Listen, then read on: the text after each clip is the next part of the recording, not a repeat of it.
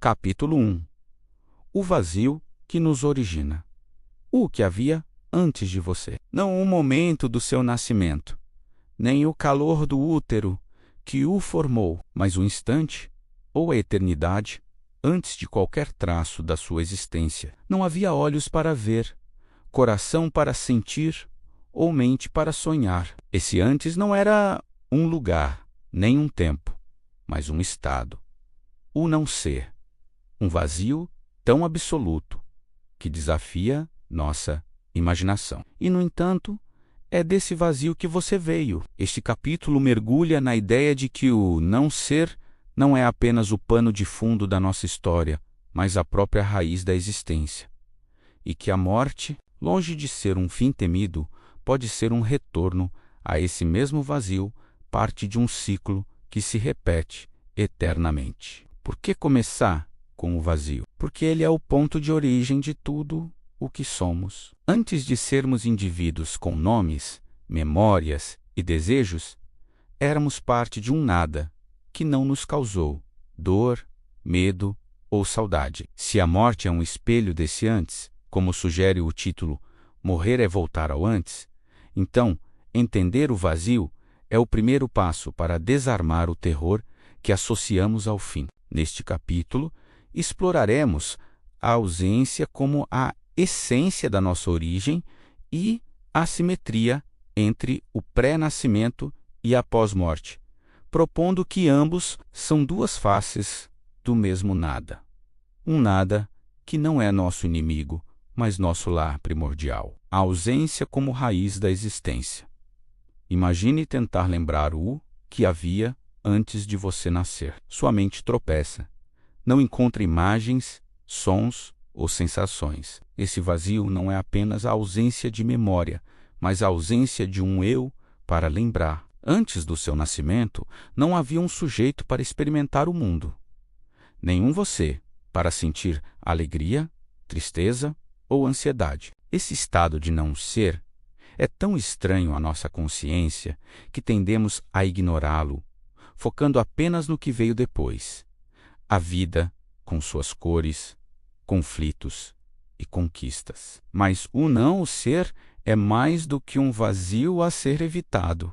É a raiz de tudo o que somos. O filósofo grego Epicuro, há mais de 2000 anos, olhou para esse vazio com uma clareza desconcertante. Em sua carta a Meneceu, ele escreveu: a morte não é nada para nós, pois quando existimos, a morte não está presente, e quando a morte está presente, nós não existimos. Para Epicuro, o não ser do pré-nascimento é idêntico ao da morte.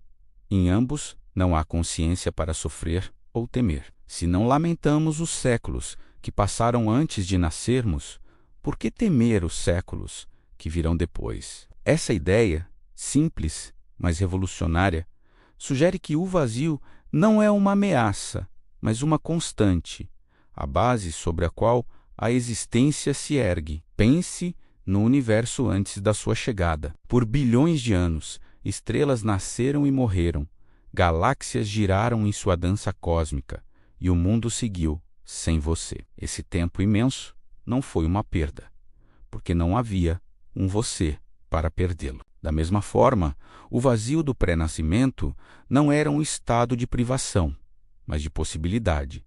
Você não estava ausente da vida. Você simplesmente não era, e foi desse não ser que emergiu tudo o que você é hoje. Seus pensamentos, seus amores, suas dúvidas. O vazio, então, não é apenas ausência, é o solo fértil de onde a existência brota. Mas como compreender algo que não podemos experimentar? Nossa mente, moldada pela consciência, resiste à ideia do não ser. Tentamos preenchê-lo com imagens, escuridão, silêncio, um vácuo infinito, mas nenhuma dessas metáforas captura a verdade. O não ser não é algo que se vê ou sente. É a ausência de visão, de sentimento, de tudo. E, paradoxalmente, é essa ausência que nos define. Antes de sermos indivíduos, éramos parte desse vazio universal. uma possibilidade latente no tecido do cosmos. A vida, com toda a sua complexidade, é um intervalo temporário, um momento em que o nada se organiza em forma, consciência e história. Essa perspectiva pode parecer inquietante à primeira vista. Estamos acostumados a valorizar o que é, o tangível, o vivido, o concreto. Mas reconhecer o vazio como a raiz da existência não diminui o valor da vida. Pelo contrário, dá a ela uma profundidade nova. Saber que viemos do nada nos lembra que nossa existência é um milagre improvável, uma faísca que brilha por um instante antes de retornar ao ciclo. E se o vazio é nossa origem, talvez ele não seja algo a temer, mas algo a acolher. O pano de fundo eterno que torna possível cada começo, pré-nascimento e pós-morte. Duas faces do mesmo, nada. Se o não ser do pré-nascimento é a raiz da nossa existência, o que dizer da morte? Será ela tão diferente do antes? Ou será que pré-nascimento e pós-morte são, como sugere o título do livro, duas faces do mesmo nada, unidas em um ciclo que se repete? Essa comparação é o coração deste capítulo e, de certa forma, de todo o livro. Ao explorar a simetria entre esses dois estados, podemos começar a enxergar a morte não como um fim abrupto, mas como um retorno ao familiar, um passo de volta ao vazio que já conhecemos.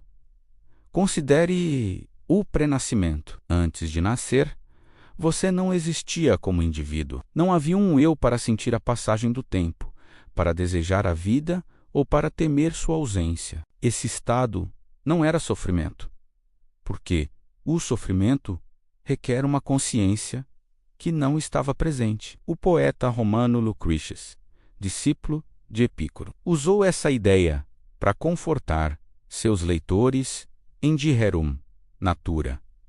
Olhe para trás, para o tempo antes de nascer, e veja como ele não te causou mal. A morte é apenas o mesmo. Para Lucretius, a morte é como um sono sem sonhos, não algo a ser temido, mas um estado natural, tão tranquilo quanto o antes que o precedeu. Agora, pense na morte. Quando ela chega, a consciência se apaga. Não há mais pensamentos, emoções ou percepções. Assim como no pré-nascimento, não há um eu para registrar a ausência da vida, a dor, o medo, a saudade. Tudo isso pertence ao domínio dos vivos, não dos mortos. Se aceitarmos que o não ser do pré-nascimento foi inofensivo, por que imaginar que o não ser da morte será diferente? Ambos são estados onde o indivíduo se dissolve, onde o tempo e a identidade perdem significado. São, em essência, o mesmo nada, vistos de lados opostos do intervalo da vida. Mas há uma diferença que pesa em nossa mente. A vida entre o pré-nascimento e a morte, acumulamos memórias, amores, conquistas e perdas. O medo da morte não vem do não ser em si, mas da ideia de perder o que construímos. Antes de nascer, não tínhamos nada a deixar para trás. Na morte, carregamos o peso de tudo o que amamos. Essa é a tensão que torna a comparação entre pré-nascimento e pós-morte tão poderosa e tão desafiadora. O vazio do antes é neutro, quase reconfortante em sua simplicidade. O vazio do depois parece carregado com a sombra do que deixamos, e, no entanto, a simetria permanece. Tanto no pré-nascimento quanto na pós-morte, não há consciência para lamentar a ausência. O que nos assusta não é o não ser, mas a antecipação dele. Uma antecipação que só existe enquanto estamos vivos. Como disse Epicuro, o mais terrível dos males, a morte, não é nada para nós. Enquanto estamos aqui, a morte não nos toca. Quando ela chega, não estamos mais aqui, para temê-la. Essa lógica, embora fria à primeira vista, oferece um alívio profundo. O vazio da morte é o mesmo vazio do antes, e nenhum dos dois pode nos ferir. Essa ideia ressoa em muitas tradições além da filosofia ocidental. No budismo, a existência é vista como um ciclo de nascimentos e mortes, onde o eu é uma ilusão temporária que retorna ao todo. Em mitologias antigas, como as dos povos indígenas das Américas, a morte é frequentemente um retorno à Terra ou ao cosmos, um recomeço em outra forma. Essas perspectivas, tão diferentes em suas narrativas, convergem em um ponto. O não ser não é o fim, mas parte de um padrão maior, um ciclo que se repete. O título do livro, O Fim, é só o começo a se repetir. Captura essa visão. A morte é um retorno ao antes, e o antes é o prelúdio de novos começos. Este capítulo é apenas o começo da nossa jornada. O vazio que nos origina, o não ser do pré-nascimento, é a chave para entender o que nos espera na morte. Ao reconhecer a simetria entre esses dois estados, podemos começar a desmontar o medo que nos prende e enxergar o ciclo da existência com novos olhos. Mas o vazio levanta outras questões. Por que não lembramos do antes, como a consciência que nos define emerge desse nada? E o que fazemos com o intervalo da vida, sabendo que ele é apenas uma pausa entre dois silêncios? Nos próximos capítulos, exploraremos essas perguntas, mergulhando na memória, no tempo, no medo e no sentido que buscamos. Por enquanto, convido você a refletir. Se o vazio é nossa origem e nosso destino, o que ele nos ensina sobre quem somos agora? Talvez o não ser não seja apenas o fim, mas o fio invisível que conecta todos os começos. Um ciclo que, como o universo, está sempre a se repetir. Aguarde o próximo capítulo. Inscreva-se no canal e ative o sininho para ser notificado assim que lançado. Comente abaixo qual a sua opinião e expectativa pós-vida. Até a próxima!